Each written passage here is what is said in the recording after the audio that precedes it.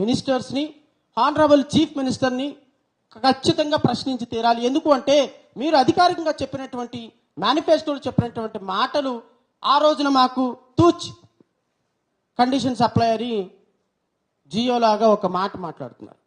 ఏం మాట్లాడుతున్నారు? Bleaching powder చల్లటానికి కూడా డబ్బులు లేవంట. మరి బ్లీచింగ్ పౌడర్ చల్లటానికి కూడా డబ్బులు లేకపోతే మరి మీరు ఎలా హామీలు ఇచ్చారు?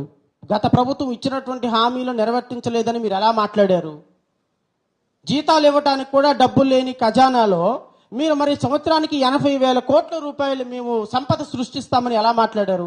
సృష్టించండి సంపద, కంపెనీలు తీసుకురండి. విజనరీ లీడర్ కాబట్టి మీరు 14 సంవత్సరాలు ముఖ్యమంత్రిగా పనిచేసి విభజిత ఆంధ్రప్రదేశ్కి, విడిపోయిన ఆంధ్రప్రదేశ్కి ఈరోజు మరలా 164 సీట్లతోటి ముఖ్యమంత్రి అయ్యి మీరు తూచి మా దగ్గర డబ్బులు లేవు అంటే ఎట్లా కుదురుతుంది?